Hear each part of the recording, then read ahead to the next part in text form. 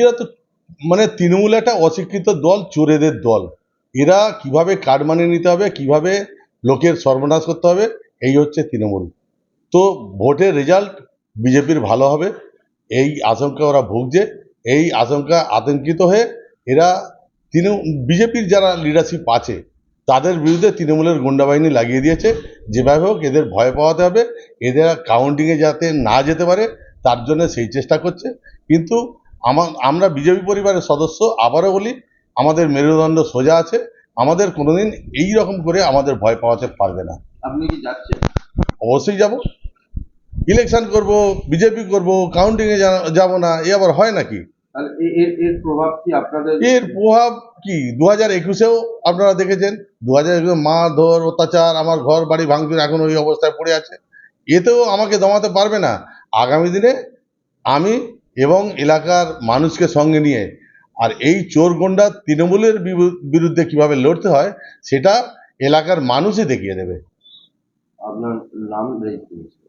গোবিন্দ হাইরা, শ্রীরামপুর সাংগঠনিক জেলার সহসভাপতি। আপনাদের থেকে শুনলাম এই কথা। এখন শুনুন, আমাদের তো কোনো ব্যক্তির বিরুদ্ধে লড়াই না। আমরা তৃণমূল কংগ্রেস আমাদের নীতিগত আদর্শগত লড়াই, কোনো ব্যক্তির সাথে আমাদের লড়াই নেই। আমাদের সাম্প্রদায়িক শক্তির বিরুদ্ধে মানবতার লড়াই। আমরা তৃণমূল কংগ্রেস সমস্ত সম্প্রদায়কে নিয়ে চলতে চাই। বিজেপি একটা সম্প্রদায়ের কথা বলে। আমরা পশ্চিমবঙ্গের যে ঐতিহ্য সংস্কৃতি তাকে বাঁচিয়ে রাখার জন্য লড়াই করছি। এখানে কোনো ব্যক্তিগত শত্রুতার জায়গা নেই। কেউ কারো দল করতে পারে, কোনো দল করতে পারে। তৃণমূল কংগ্রেস এরকম কোনো কাজ করে না। আর এই ব্যাপারে যদি কিছু হয়ে থাকে, প্রশাসনের মতো করে ব্যবস্থা নিক, প্রশাসন দেখুক কারা করেছে।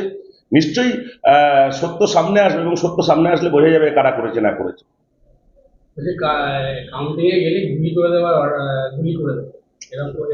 এই ধরনের আমি তো প্রথমেই বললাম যে আমাদের কোনো ব্যক্তির বিরুদ্ধে আমাদের লড়াই নয়। আমরা রাজনৈতিক দল তৃণমূল কংগ্রেস, আমরা উন্নয়নের পক্ষে লড়াই করছি, মানুষকে সাথে নিয়ে লড়াই করছি। মানুষ গণতান্ত্রিক অধিকার প্রয়োগ করেছে, তাদের ফলাফল যাই হোক, তাতে বিরোধী রাজনৈতিক দল যারা আদর্শগতভাবে মনে করে যে তারা করেছে, তার সাথে তো কোনো ব্যক্তিগত সম্পর্ক খারাপ ভালো ব্যাপার নেই। এখানে কে কি করেছে, তাদের গোষ্ঠীদ্বন্দ্ব হতে পারে, অন্য কোনো কিছু হতে পারে।